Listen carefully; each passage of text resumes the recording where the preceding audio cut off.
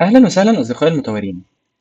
النهاردة هنتكلم عن حاجة من أهم الحاجات في بايثون، وهي النصوص. قبل كده اتكلمنا عن الداتا تايبس بشكل عام. هنبدأ إن احنا ناخد كل داتا تايب ونبدأ إن احنا نفصلها ونتكلم عليها بالتفصيل. وأول حاجة هنتكلم عنها وهي السترينجز. أي تعامل في الداتا، ملفات أو يوزرز أو حتى APIs، لازم يعدي عليه حاجة في السترينجز. فبالتالي لازم نفهم إيه هو السترينج، عبارة عن إيه، ازاي نعمل له indexing، ازاي نعمل له slicing، وايه الميثودز الجاهزه اللي عندنا في السترينجز.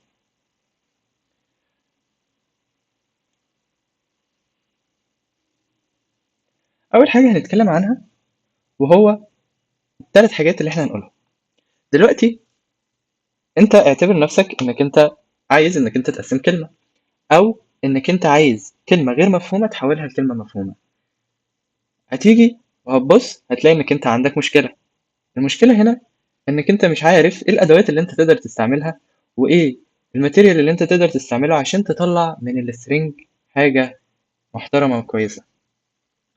فبالتالي الصنايعي الشاطر أو المبرمج الشاطر لازم يكون عنده الأدوات بتاعته كاملة والماتيريال بتاعته كاملة عشان يبدأ إن هو يشتغل.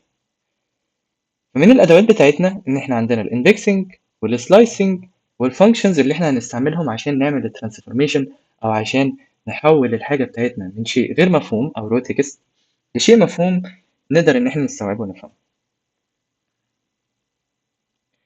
أول حاجة عندنا وهي الإندكسنج.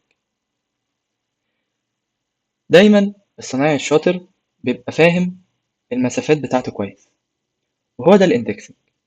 مثلا انا لو عايز في السترينج ان انا اجيب الحرف بتاع الاتش، وليكن الكلمه بتاعتي زي ما قدامنا كده اسمها بايثون. طيب انا مثلا عايز ان انا اجيب الاتش اللي هي موجوده دي وارجعها. عايز اشاور على مكانها عندي في الميموري واقدر ان انا استرجعها في اي وقت، وهنفهم ليه احنا بنعمل الحاجات دي قدام.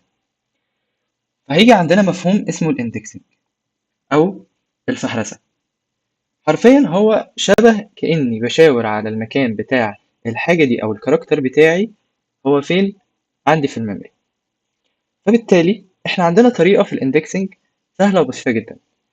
بايثون بيعامل السترينج ككاركتر ان احنا نقدر ليه طريقتين ان احنا نعمل له اندكسنج. طب ايه هما الطريقتين؟ عندنا ان احنا نبدأ من زيرو، فنقول ان احنا عندنا البي زيرو، الواي بواحد، التي باتنين، الاتش بتلاتة، وهكذا لغاية ما نكمل. او ان احنا نبدأ من اخر حرف في الكلمة ونديله اندكس ماينس 1، ان احنا نديله الاندكس بتاعنا سالب واحد. بالتالي لما اجي مثلا في جملة طويلة، وليكن ان انا عندي كلمة ما نعرفش نهايتها او داتا ما نعرفش النهاية بتاعتها، فالنهاية بتاعتها دايما هتنتهي او هتبتدي بسالب واحد. فبالتالي انا النهاية اللي عندي بتبتدي بسالب واحد، ودي اسهل طريقة في ان احنا نعمل ريتريف للداتا وان احنا نرجع الداتا بتاعتنا، وهي الاندكس.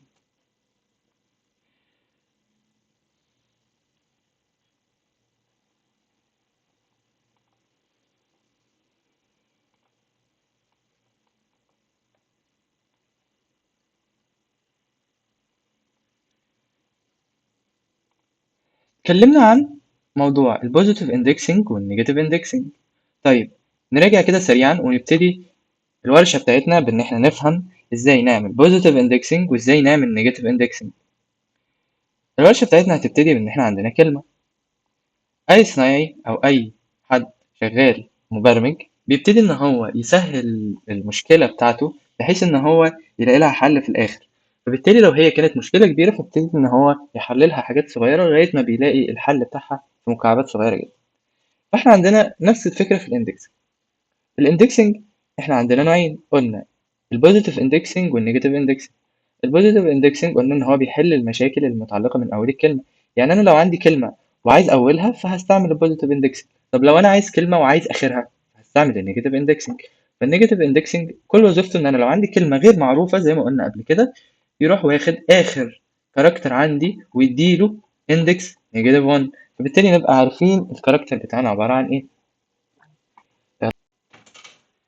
أول حاجة هنبدأ بموضوع الاندكسنج. أنا لو عندي مثلا كلمة ولتكن الكلمة دي وورد، أيا يكن الوورد ده عبارة عن إيه، قلنا إن الوورد دي ما بين دبل كوتيشن عشان تبقى string ان هي مثلا Python is easy. تمام، حلو قوي. المهمة اللي عندنا دلوقتي ان احنا نبتدي نتعامل مع الجملة دي، وان احنا عايزين حاجة معينة في الجملة دي، وليكن مثلا ان انا عايز كلمة بتاعت easy. تفتكر لما هبدأ واجيب easy دي هعمل ايه؟ هعمل print اول حاجة، وهبتدي ان انا اشوف ازاي اقدر ان انا اجيب الواي، وليكن حاليا الواي عشان احنا هنشرح ازاي ان احنا نجيب الكلمة كلها بعد كده. ان انا عايز اجيب مثلا الواي، فهنبدأ الواي دي ان احنا عندنا قلنا النيجاتيف اندكس، ان احنا نكتب الفاريبل بتاعنا، وبعد كده سكوير براكتس، وبعد كده نبتدي ان احنا نشوف الحاجة بتاعتنا عبارة عن ايه. وليكن الاندكس بتاعي مثلا كان نيجاتيف 1. هنجيب النيجاتيف 1 دي ازاي؟ نكتب نيجاتيف 1 ونشوف هو هيطلع لي ايه. هنلاقي ان هو طلع لي المسافة اللي عندي في الاول. طب هو ليه ما طلعليش حاجة، او ليه طلع لي المسافة؟ عشان انا هنا عملت مسافة في الاخر، فالمسافة تتحسب ان هي كاركتر، فبالتالي الواي دي هنلاقيها ان هي عبارة عن نيجاتيف 2. فانا لو عايز اجيب الواي هروح اعمل كده، هتطلع لي الواي. فبالتالي انا لو عايز كلمة او عايز الواي اللي موجودة في الكلمة دي، تمام، فبالتالي هبدأ ان انا ابدأ من الاخر. في الاخر عندي كان مسافة، فالمسافة دي بتتحسب كاركتر وبعديها الواي. طب مثلا لو كنت عايز من اول الحرف التي مثلا، عايز التي، فبالتالي هل منطقي ان انا ابدأ ان انا يعني ودنك منين يا جحا، وابدأ من ورا اقول -1 -2 -3 -4 -5 -6 لغاية ما اوصل لغاية التي؟ ولا الاوضح او الافضل بالنسبة لي ان انا اعمل البرنت للكلمة بتاعتي، مثلا عندي هنا ادي اول حرف، ادي تاني حرف، وعايز التي فهو تالت حرف، هيبقى 0 1 هيبقى كاركتر رقم 2. مش ده الافضل؟ هو ده البوزيتيف اندكسنج. قال لي ان هو جاب لي التي. طيب هتقول لي وانا هستفاد ايه لما اعمل الحركة دي؟ بعد كده هتكتشف انك انت عندك الداتا كلها عباره عن سترينجز اصلا. يعني انت عندك السي اس في، او لما تيجي مثلا في الداتا انجينيرنج او في الداتا اناليست او في الداتا ساينس، هتلاقي انك انت عندك محتاج انك انت تفهم ازاي تتعامل مع السترينجز عشان تطلع كلين داتا. فبالتالي مثلا لو الرقم في انكونسيكونس او حاجات مالهاش لازمه، مسافات زي كده مثلا انت مش عايزها، تبتدي انك انت تشيلها. اكيد مش كل شويه هتمسك السي اس في اللي هو عباره عن 5000 سطر، وتبتدي انك انت كل سطر تفضل انك انت تشيل المسافه دي. لا، بالتالي هيبقى في كود يقدر ان هو يعمل لوب ويبدا ان هو يشيل لك المسافات دي، او ان هو ينظف لك الكلمه على طول من الحاجات اللي انت شفتها بسهوله جدا، ومن غير ما تضطر انك انت تلف في الدايره دي. نرجع بعد كده للكلام بتاعنا. لو انت مثلا قررت في مره انك انت تعمل حاجه غبيه جدا، وقررت انك انت بدل ما تلبس النضاره بتاعتك وتلبس الجلوفز عشان تقطع الخشب، رحت شلت الجلوفز وشلت النضاره ورميتها، تفتكر ايه اللي هيحصل؟ اكيد هتتعور.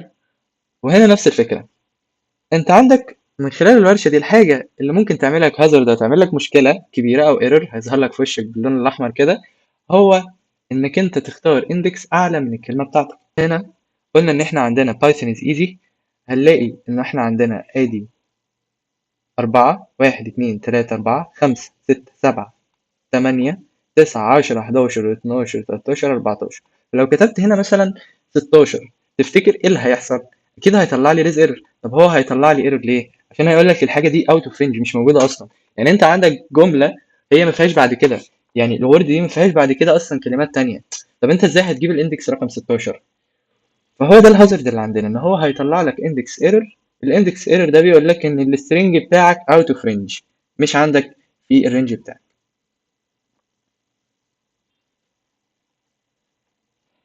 بعد كده هنتكلم عن السلايسنج، تاني أداة بتاعتنا، اللي هي السلايسنج، الشاكوش بتاعنا اللي بيظبط الكلام وبيقول لنا أنا هجيب فين وإزاي أتحرك والكلام ده كله. المخطط بتاعنا لازم يكون أي مخطط عندك في الورشة بتاعتك وأنت قاعد كمهندس معماري مثلا وقاعد بتخطط، فهتخطط إنك أنت الشكل بتاع العمود ده لازم أن يكون بالشكل الفلاني بالطول الفلاني بالكثافة الفلانية، وإن إحنا نعدي من المكان ده في حتة تانية بشكل مختلف. فهي دي البلو برينت. إن أنا ببدأ إن أنا أرسم المخطط بتاعي بتاع الحاجة. فأنا عندي البلو برينت هو عبارة عن السلايسنج. ان انا ببدا ان انا اقطع الكلمه بتاعتي لكذا جزئيه. فانا بقطع الكلمه بتاعتي، مثلا لو انا عندي زي ما قلت قبل كده انا عايز ايزي، فازاي هجيب ايزي؟ فمش هعرف اجيب ايزي من غير ما ابدا ان انا كل مره مثلا اكتب له الاندكس. لا، انا عايز الاندكس سالب واحد، وبعديها الاندكس سالب اتنين، وبعديها الاندكس سالب تلاته. هتلاقي ان الموضوع بقى صعب جدا. يعني فكر فيها كده، لو انا مثلا زي ما احنا قلنا كده بايثون، قلنا ان هي بايثون is easy. تمام، is easy. وانا قلت عايز الكلمه كلها اللي هي بتاعت ايزي. تفتكر ان هو ايه الاسهل بالنسبه لي؟ ان انا امسك الواي اكتب وورد وبعديها الاندكس اللي هو سالب واحد وبعديها سالب اتنين وبعديها سالب تلاته، وافضل اعمل ده كله عشان اطلع الكلمه بتاعت ايزي دي لوحدها؟ ولا الافضل ان احنا نلاقي طريقه ان احنا نقسم الكلمه او نقسم الكلام ده، ناخد الكلام ده لوحده وناخد الكلام ده لوحده؟ الافضل ان احنا ناخد الكلام ده طبعا لوحده، والطريقه دي هي السلايسنج. فهتلاقي ان السلايسنج عندك بيبتدي ان احنا نحط البدايه بتاعتي اللي هي الستارت، والنهايه بتاعتي فين، وبعديها الستيب. الستيب باي ديفولت عندنا، يعني ايه باي ديفولت؟ باي ديفولت ده اللي هو الحاجه اللي انا متعود عليها في المكان ده، او بمعنى اصح هي القيمه اللي انا لو ما حطيتش هنا قيمه بتبقى بدلها. القيمه بتاعتنا هي واحد، القيمه الديفولت بتاعتي هي واحد. ان انا لو ما حطيتش قيمه في الستبس، كل مره هتيجي الفانكشن بتاعتي بتاعت السلايسنج هتبقى بواحد من غير ما احط الستبس. فبالتالي انا مثلا قلنا ان احنا عايزين اول كلمه في السلايسنج، هنلاقي ان بايثون عباره عن ايه. انا عايز بايثون مثلا لوحدها، فهتبتدي انك انت تحط اول اندكس اللي هو كام؟ اللي هو زيرو. طيب، هل ان انا لما احط اخر رقم عندي يعني بايثون دي هتلاقيها ايه؟ واحد اتنين صفر واحد اتنين تلاته اربعه خمسه، صح؟ طيب هنا الصح ان انا احط خمسه. هنلاقي ان في الستوب غلط انك انت تحط خمسه. طب ليه؟ عشان انا عندي في السلايسنج البدايه بيبتدي من صفر وبيكمل لغايه النهايه اللي هي خمسه ويقف. فبالتالي هو بيشيل الخمسه من الحسبه، فيقول لك ايه؟ لا، انا اخري من صفر لاربعه. يعني انت لو حطيت خمسة هتلاقي ان هو هيجيب لك الكلام من صفر لاربعة. فيبتدي ان هو بدل ما يجيب لك بايثون هيجيب لك بايثون لغاية الاو هنا اللي هي الاندكس بتاعها رقم أربعة. وعرفنا ازاي بنعد؟ قلنا ان دي صفر، دي واحد، دي اتنين، دي تلاتة، دي أربعة، ودي خمسة، بكل بساطة. بس يلا بينا نكمل.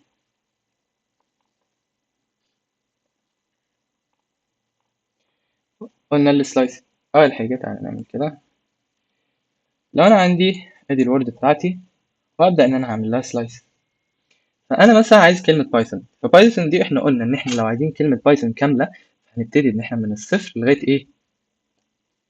لغايه السته. طب ليه لغايه السته؟ عشان احنا قلنا ان الخمسه ما بتكتبش معانا والسته ما بتكتبش معانا. يعني من اخر الستوب، المحطه بتاعه النهايه مش هي المحطه بتاعتنا اللي احنا عايزينها، لا احنا عايزين المحطه اللي قبلها. احنا بنوصل لمرحله معينه بتقف، هي بتقف من هنا من صفر لخمسة. أيوة احنا بنحط الستة بس هي بتقف من صفر لخمسة، وهكذا. لو عايز سبعة كاركتر فتبقى من صفر لتمانية. عشان ايه؟ عشان هو بيقف عند التمانية، بيقف ما قبل التمانية. فنبدأ إن احنا نعمل برنت هنلاقيه يطلع لنا بايثون. طب لو احنا قررنا مثلا نعمل الاندكس زي ما احنا كنا عايزين ونكتب ان هو خمسة، هتلاقي ان هو جاب لك بايثون، وهكذا. فالاكسكلوسيف هو كل الفكره ان هو بيعمل اكسكلوسيف للفايل. يعني انا بوصل لغايه الخمسه بس انا مش معايا خمسه، انا بوصل لغايه السته بس انا مش معايا السته، وهكذا. احنا اتكلمنا عن البوزيتيف اندكسنج. لو احنا عايزين نجيب النيجاتيف اندكسنج، فبالتالي انا لو عايز كلمه ايزي فهحط الستارت بتاعتي، مش هحط الاند. هحط الستارت بتاعتي مثلا نيجاتيف 5، فهو بيعتبر ايه؟ بيعتبر ان انا هاخد نيجاتيف 1 نيجاتيف 2 نيجاتيف 3 نيجاتيف 4 لغايه هنا وبعديها اقف. وقلنا ان الستارت عندنا بيحسب، فبالتالي هتخليها نيجاتيف 4 في السلايسنج. هنلاقي ان هي جابت لي كلمه ايزي. فببساطه الامر هنلاقي ان الستارت دايما بياخد الحاجه بتاعته والاند دايما بيرميها. فبالتالي لو انا عندي الستارت نيجاتيف 4 فانا لا، النيجاتيف 4 معايا. لكن لو حطيتها في الاند هنلاقي ان الاند بيقول لك لا انا مش معايا حاجه. فالاند دايما بينهي عند اخر اندكس ناقص واحد. يعني اخر اندكس ناقص واحد، دايما لازم نحفظ القاعده دي. يعني هو دايما هينهي عند اخر اندكس ناقص واحد. بالتالي انا بدات من سالب 4، ادي سالب 4 فهو هيكمل سالب 4 سالب 3 سالب 2 سالب 1 لغايه ما يوصل لغايه هنا. طيب افتراضا مثلا هنا ان انا كتبت نيجاتيف 1، تفتكر ايه الناتج اللي هيظهر؟ الناتج اللي هيظهر ان هو مش هيحسب الواي. ليه؟ عشان هو قلنا ان احنا بيعمل لنا اكسكلوسيف للواي، او بيعمل لنا اكسكلوسيف لاخر اندكس عندنا اللي هو موجود من هنا.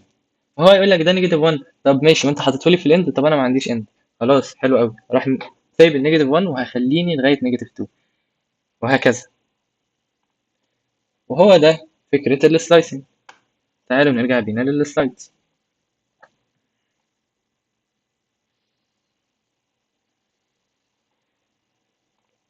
زي ما قلنا في الورشة اللي فاتت أو في الفايل اللي فات، إن إحنا عندنا مثلا بايثون بروجرامينج، عندنا الكلمة اللي هي التكست بتاعنا، افتراضا إن أنا عايز مثلا كلمة واحدة، أو إن إحنا عايزين جزء واحد اللي هو بايثون، فإحنا عايزين ناخد بايثون. فبالتالي بايثون دي هتبدأ من الصفر، أدي صفر، أدي واحد، أدي اتنين، أدي تلاتة، أدي أربعة، أدي خمسة. فهي كام كاركتر؟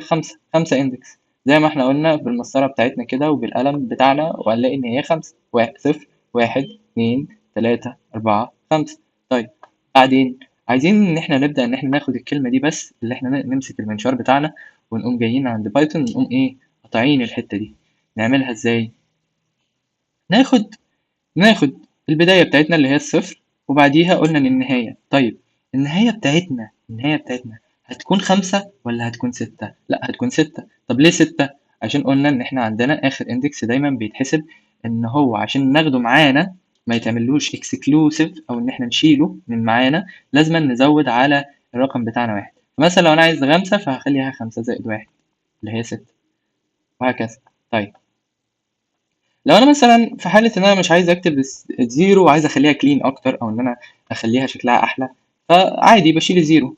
هو كده كده باي ديفولت هيبدا من الستارت، هيبدا من اول حاجه عندي، وهكذا. لو انا مثلا عندي في شورت كات اللي هو ايه، انا مثلا عندي عايز اخد بعد كده من هنا لغايه الباقي ده كله، مش عارف مثلا النهايه بتاعت الجمله بتاعتي ايه، او مش عارف النهايه بتاعت السطر بتاعي ايه.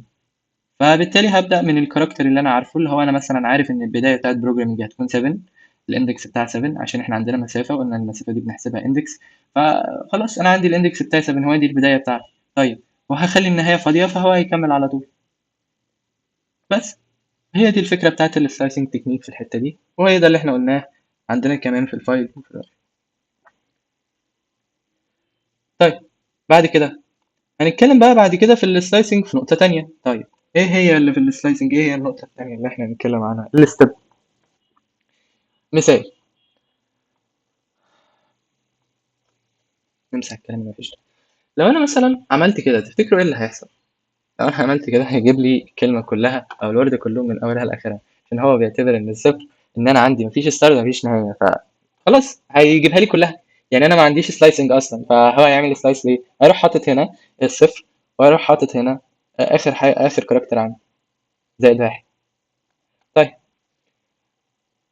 قلنا ان احنا عندنا في اول جزء ده الستارت، وبعدها الاند، وبعدها قلنا ان في واحده تانية اللي هي الستيب. طيب تفتكر انا لو خليت الستيب ده 2، فهو هيعمل ايه؟ هيبدا مثلا انا عندي اهي، خليها لبايثون اللي هي تبدا من صفر لغايه 6. حلو زي ما احنا قلنا اللي هو صفر، واحد، اتنين، تلاتة، أربعة، خمسة، وخمسة زائد واحد عشان ايه؟ عشان نحسب الان معانا. فبالتالي مثلا انا حطيت ان الستيب بتاعتي 2، فبالتالي هو هيعمل ايه؟ هيقوم واخد جاي بدأ البدايه بتاعته ومتحرك خطوتين، وهيبدأ إن هو يتحرك خطوتين بعدها، وهكذا. هل هو هيجيب الكلمة كاملة؟ لأ مش هيجيب الكلمة كاملة، وإنما هو هيقف عند البي مرة، وبعدها يتحرك خطوتين تو كاركترز، وهيقف عند التي مرة، وبعدها يتحرك تو كاركترز وهيقف عند الان، وبعدها الان. هل بعدها حاجة؟ لأ، فهيقف يقوم واقف. فالكلمة مثلا بتاعتنا اللي ظهرت هتلاقي بي تي او. طيب لو كانت تلاتة هنلاقيها نفس الفكرة، هتقوم جاية هتعدي البي، هتعدي البي معانا، هتحط البي بعديها الواي، هتشيل الواي، هتشيل التي، هتقوم قايلة اتش، وبعديها مش هتحط حاجة تانية، فتبقى بي اتش، وهكذا. الستيب اللي احنا بنستعملها دي بنستعملها في حاجات كتيرة. يعني احنا لو فكرنا ان احنا عندنا مثلا حاجة فيها جزء احنا عايزينه او رقم او ما هو ساعات السترنج مش لازم ان هو يكون بس تكست، ممكن يكون السترنج ده برضو ارقام عادي جدا. يعني كانت من ضمن الانترفيوز ان كان في سؤال ان احنا عندنا طبعا الميموري دي ليها حد معين، عندنا في اي لغه، في بايثون، في جافا، ليها حد معين من الكاركترز اللي هي تقدر تستحمله.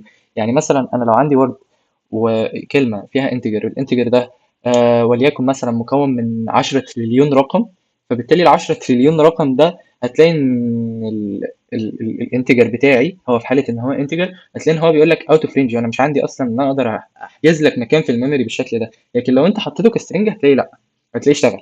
طيب، طب ماشي، انت هتقول لي طب انا حطيته سترنج، طب وبعد ما حطيته سترنج اعمل ايه؟ هتحوله عادي تاني الانتجر هتلاقيه اشتغل. يعني مثلا لو عايز اجمع 10 تريليون رقم على 10 تريليون رقم، تمام، فبالتالي قلنا ان احنا عندنا مشكله برمجيه هنا ان هو مش يستحمل الفاريبل عندي ال 10 تريليون رقم، لا خلاص، هجيب ال 10 تريليون رقم دول احولهم لسترنج، وال 10 تريليون رقم التاني هحولهم برضو لسترنج، وبعديها بحاجه بسيطه جدا هنعمل لهم بلس، ونبدا ان احنا ايه، نحولهم انتجر، وخلاص. انا كل مشكلتي كانت ان انا اخزنهم في الميموري، خلاص انا حليت مشكله ان انا خزنتهم في الميموري، وعملت الاوبريشن بتاعتي او علامه الجمع بتاعتي اللي انا عايز اعملها. فهنا برضو هنلاقي نفس الفكره. انا عندي دلوقتي في السلايسنج عايز احرك، بدل ما هو 1 2 3 تخليه 1 3، بعد التلاتة 6، بعد الستة وهكذا. فهحط السلايسنج بتاعي، هحط الرقم بتاع الستيب بتاعي. يلا بينا نكمل.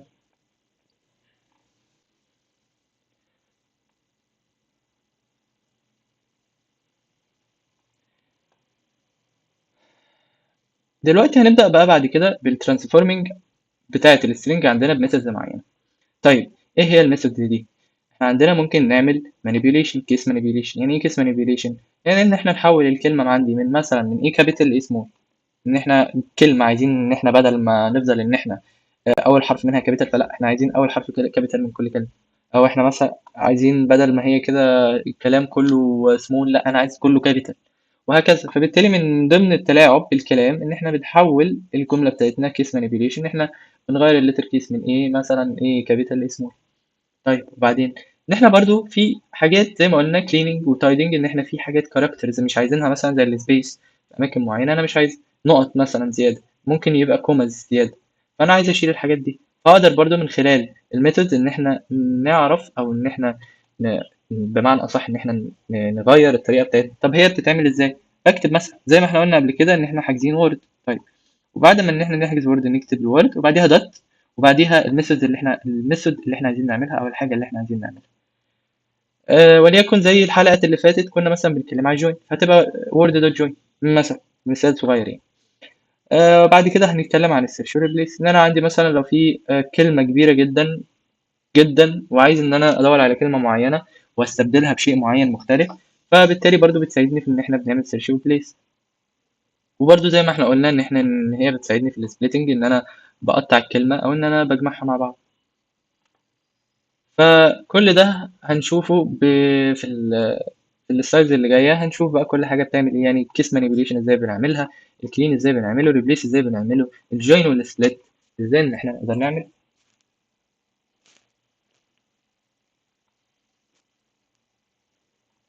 اول حاجه، اول سيكشن نتكلم عنه هو الكيس مانيبيوليشن، هو ان احنا اكبر الكلمه او اصغرها زي ما احنا قلنا قبل كده. فمثلا عندي دوت ابر، المسج بتاعتي هلو وورلد، فدوت ابر دي كل اللي هي بتعمله ان هي بتخلي لي كل حرف عندي كابيتال. فأمر دي أنا مثلا لو عايز إن أنا أحول الكلمة بتاعتي كلها كابيتال، عايز أحولها كلها من أولها لآخرها كابيتال، فبتخليها لي كابيتال. طيب، التايتل بتعمل إيه؟ بتخلي لي كل أول حرف من كل جملة بيخليها لي كابيتال. يعني كل مرة هتلاقي مسافة وبعديها كلمة تانية هتحولها لي كابيتال. طيب هتقولي طب أنا بستفاد بالحاجات دي في إيه؟ هتستفاد بيها بعد كده جدا جدا لما تيجي تعمل مانيبيوليشن، والمدير بتاعك مثلا مش عاجبه الكلمة اللي هي بتاعت مثلا جيميناي، انت كاتبها له كده صغيره وهو عايزها كبيره، فالمهم ان انت لقيت عندك مثلا في الكود 7000 كلمه بالشكل جيميناي دي، فهيبقى الموضوع صعب جدا لو انت فضلت تعملها يدوي. فلا يا عم، انا اعمل المسج كلها والفاريبل كله من اوله لاخره ايه، ابر، او ان انا اخليه تايتل، ان انا اعمل له تايتل، ان انا اخليه كل مره ايه اول حرف منه كده. طيب، بعد كده مثال زي اللي احنا قلنا قبل كده، ان انا عندي في مسافه كانت مثلا بعد ايزي، زي ما احنا قلنا ايزي كده قبل كده، ورحنا في ايزي وكنا سايبين مثلا مسافه في الاخر، انا مش عايز المسافه دي. هل كل كلمه هفضل ان انا اشيل المسافات اللي فيها؟ لا، مش هشيل المسافات اللي فيها، انما ان انا هعمل لها ستريب. فالستريب دي حرفيا بتعريها من المسافات. انا لو مثلا عندي مسافه هنا وبعديها كلمه تانية برضو، هتلاقيها ان هي شالت المسافات اللي هنا، هي بتشيل المسافات اللي هي موجوده في الكلمه كلها. طب بستفاد بيها في ايه؟ لو انا عندي باسورد، هل الباسورد بيبقى فيه مسافات؟ ساعات بيبقى فيه مسافات. فانك انت يبقى الباسورد بتاعك فيه مسافه في البدايه دي هتبقى مشكله، فانت بتعمل ان هو لا انا مش عايز مسافه، مش عايز مسافه في البدايه، عشان برضو لما اجي احوله. الباسورد طبعا لما بيجي يتخزن ما بيتخزنش بنفس الشكل بتاعه، عشان لو هو كده خلاص اي حد هيشوف الباسورد بتاعك لو دخل على الداتابيس. لا هو بيتسجل في شكل هاشبل او حاجه غير مفهومه، بحيث ان هو لما يرجع ان هو يبقى واحد بس هو اللي معاه الكي بتاعه، او هو واحد بس اللي معاه المفتاح بتاعه، فيحوله لك من الشكل الغريب اللي هو بيبقى كاركترز في الاخر مثلا كده للحاجه اللي هي مفهومه. فبالتالي اكيد المسافه مش من ضمن الحاجات اللي هي بتبقى في الهاشبل، عشان هتبقى مشكله كبيره جدا. طيب بعد كده هنتكلم عن ايه؟ هنتكلم عن search والreplace، وهنتكلم عن السبليت والجوين. قبل ما نيجي للسيرش ريبليس والسبليت والجوين، تعال نتكلم سريعا كده عن الكيس مانيبيوليشن كليننج والكليننج اب بتاعت الوايت سبيسز في في سكول. لو احنا قلنا ان احنا عندنا الكلمه دي وقررنا ان الورد دي بتاعتنا خلاص انا عايز الورد دي ان هي تكون كلمه كبيره، فبالتالي هدوس word dot upper وبعديها to braces. هنلاقي ان هو خلى لي بدل ما الكلمه صغيرة، هنلاقي إن هو خليها لي كلها كبيرة. هنلاقي بايثون easy. طيب ماشي، مثال تاني لو أنا عندي ماشي كلمة تانية زي word 2 مثلا، الكلمة التانية دي كلها كبيرة زي كده. طبعا لازم نحط الكوتيشنز بتاعنا عشان ما يكونش فيه أي مشاكل. وخلينا مثلا الكلمة دي أهي بكل بساطة عملنا print الكلمة التانية اللي احنا عندنا word 2، وقررنا إن احنا نخليها كلها small، يعني نخليها lower ده lower، وبالتالي خلينا الكلمة كلها بدل ما هي كابيتال بالمنظر ده خليناها small ببساطة الحال، وهكذا. طيب ماشي، بعد كده هنتكلم قلنا عن حتة التايتل. لو أنا عندي مثلا عايز إن أنا كل أول حرف عندي في كلمة بايثون از ايزي يكون كابيتال، فبالتالي هحط الورد بتاعتي وبعديها دوت الميثود بتاعتي. وطبعا في 1000 ميثود زي ما انتم شايفين، كابيتالايز، كسفولد، سنتر، كاونت دي طبعا بتعد الحاجة، فايند بتلاقي الحاجة، وهكذا.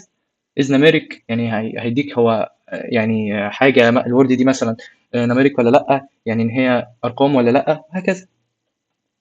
ويبدأ عندك 1000 ميثود، فبالتالي انت ممكن انك انت تقدر انك انت تدور على كل ميثود. طبعا انا مش هقدر اشرح كل ميثود من الميثودز دي، بس انت تقدر انك انت تحط الدوت بتاعتك وتبدأ انك انت تدور على كل ميثود. اهم حاجة عندنا اصلا عموما في البرمجة انك انت تقدر انك انت تدور على الحاجة اللي انت محتاجها، وانك انت تقدر انك انت تعمل التاسك اللي عليك باسهل طريقة ممكنة. طيب بس فانا عندي الوورد، قلنا ان احنا عايزين اول حرف حرفيا من كل كلمة هتبقى كابيتال، هنعمل تايتل. فبكل بساطة نعمل تايتل، فالتايتل دي هتخلي لي كل أول حرف من كل كلمة هيلاقيه إن هو كده. بس Python is easy. طيب تمام حلو.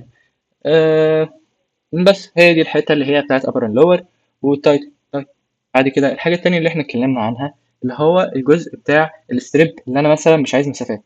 يعني مثال خلينا مثلا في كلمة أسهل، ولتكن مثلا كلمة تانية اسمها word 3.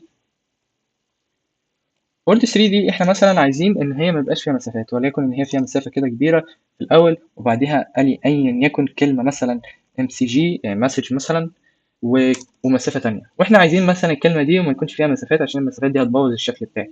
فهعمل ايه؟ اخلي المسافه بتاعتي اللي هي موجوده هشيلها خالص. فهعمل ان انا عندي وورد 3 وده ستريب. ستريب دي بتحرك الكلمه، بتخلي بدل المسافات اللي هي موجوده بتشيل كل المسافات اللي حواليه، بتشيلها خالص، بتخلي الكلمة لوحدها، أو إن إحنا ممكن نستبدلها بحاجة بس مثلا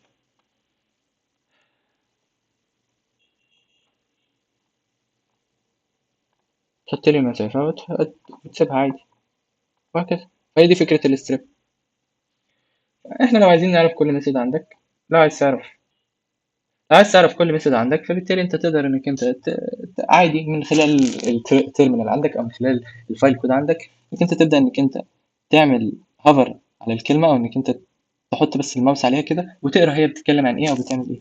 هنا مثلا بتقولك return a copy of a string with leading and trailing white spaces removed if chores is given and not none remove chores and chores instead.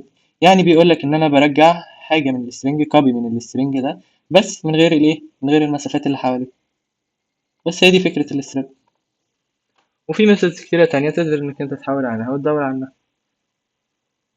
بعد كده نكمل ونتكلم عن الكلين، السيرش والريبليس. احنا كده اتكلمنا عن الكلين واتكلمنا عن المانيبيوليشن، نتكلم بقى عن السيرش والريبليس.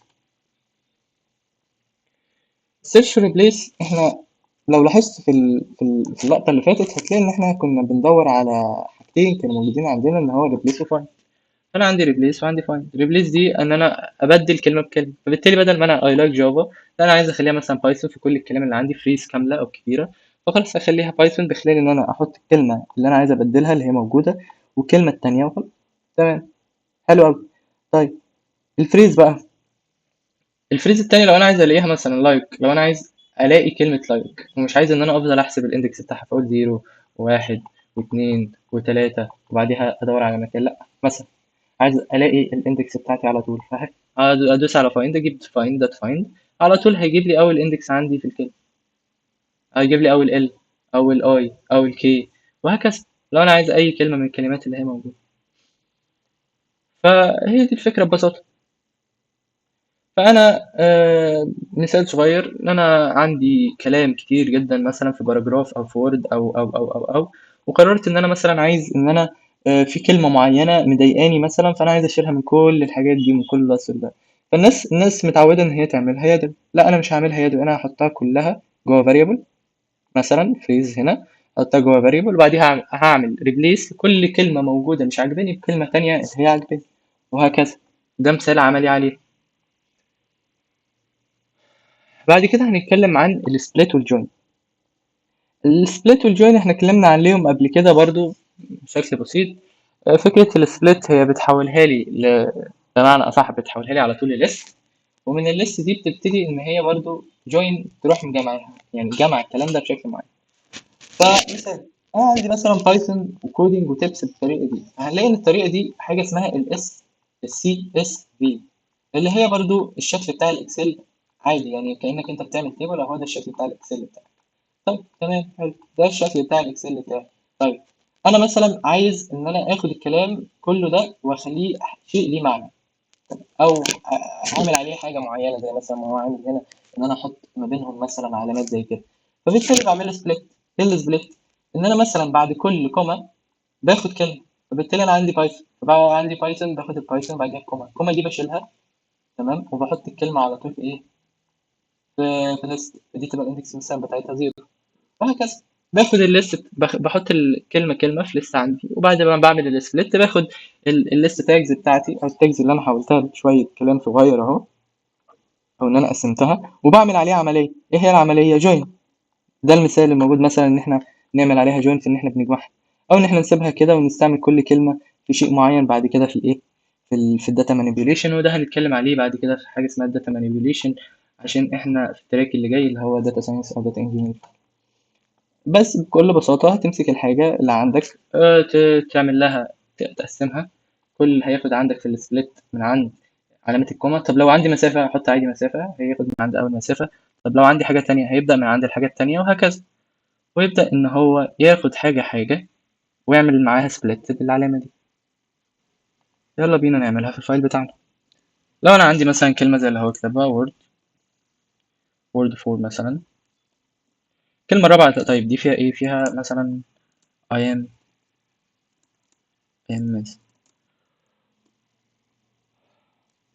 وعايز مثلا ان انا اشيل الكلمه بتاعت مازن دي كاسم، وعايز اخليها مثلا محمد، فانا عايز اخليها محمد، اعمل ايه؟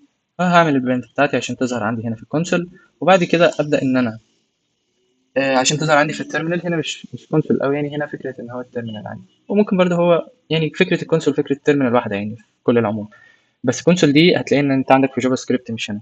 فهبص عندي في البرنت دي، كل اللي بتعمله ان هي بتظهر عندي الكلمه في التيرمينال بس. فانا هبدا خلاص ان انا عندي اعمل البرنت بتاعتي، تمام، وورد 4 اللي انا مخزنها عندي، وبعديها هعمل لها دوت، وبعديها هعمل ريبليس. طيب هعمل ريبليس لايه؟ هعمل ريبليس كلمه. ايه هي الكلمه؟ الكلمه اللي عندي اللي هي مازن. طيب بعدين هريبليسها بايه؟ هريبليسها مثلا بمحمد مثلا، فخليها محمد، فبالتالي الكلمه اللي هتظهر لي ان انا ايام محمد. بس لو كلمه اكبر بكتير مثلا ف I am مازن and مازن and مازن، تفتكر ايه الناتج اللي هيظهر عندي؟ كل مرة هيعمل لي ريبليس، بدل مازن هيكتبها لي محمد. أي كلمة عندي في الكاركتر هتبقى في مازن هيعملها لي بمحمد، وهكذا. طيب ماشي. فكرة الفايند إن هو هيجي عند أول إندكس وهيقول لي هو فين. طب هل هو كل مرة هيقول لي مثلا الإندكس هنا والإندكس لأ؟ هو بس هيشوف أول كلمة، أول جملة عندنا، ويبتدي إن هو يطلع لي الإندكس بتاعتها. إحنا بنتكلم على إيه؟ بنتكلم على find. فأنا عندي word for dot find، هلاقي مثلا زي ما احنا قلنا كده كلمة نانسي، فهو هتلاقيه على طول طلع لي الاندكس بتاعها اللي هو هيكون 5. فاهو هيقول لي على اول كلمة. طب هو هل مثلا هيجيب لي مثلا اللي بعدها؟ لا، مش هيجيب لي ولا ده ولا ده، وهكذا. دي فكرة الفايند. برضه لو احنا عايزين نبص على الحاجات اللي هي فيها والفايند بتستعمل ايه، فهي هتلاقيها دايما بترجع لك الاندكس اللي هي اقل اندكس عندي او الاندكس عندي، وهكذا. بس لو الكلمة مش موجودة مثلا، يعني زي هير مش موجودة في الكلمة، فهو هيرجع لك نيجاتيف 1، أو يرجع لك إن هو إيه، مفيش حاجة. يعني ما عنديش حاجة بالهير دي، مش موجودة عندي في الكلمة. فهي دي فايدة فاين. قلنا بعد كده مثلا لو أنا عايز الكلمة بتاعت وورد دي إن أنا أحط ما بينها كوماز مثلا. حلو. فكل اللي أنا هعمله هعمل سبليت، خليها في وورد 4. وبعد كده خلينا نعمل برنت عشان أوريكم شكلها في الأوتبوت بتاعتها. فهعمل البرنت بتاعتي، هخليها ان هي وورد 4 مثلا، وبعديها هعمل لها سبليت دوت سبليت. سبليت منين؟ سبليت من عند كل مسافة، فهحط كده واحط مسافة. فبالتالي هو كل اللي هو هيعمله هيطلع لي ليست فيها الحاجات اللي عندي في الكاركتر. فهيحط اي في حاجة، ام في حاجة، مازن في حاجة، اند في حاجة، وهكذا. طيب حلو. لو انا عايز مثلا اجمعهم تاني، وبدل المسافات دي اخليهم خلاص، لا انا عايز اخليهم ما بينهم مثلا سلاشز، او ما بينهم اي كاركتر انت عايزه، ما بينهم نجمة مثلا. حلو. فخلاص بدل ما هخليها برنت، هروح جاي عامل الكلمة بتاعتي word for، وبعديها دوت، وبعديها الحاجة اللي أنا عايز أعملها إن أنا عايز أعمل لهم join. بس عايز أعمل لهم join. طب الجوين ده هيتعمل إزاي؟ هحط هعمل مسافة. معلش احنا هنا المفروض إن احنا دوت المسافة عندنا، مثلا نحط المسافة دي نجم،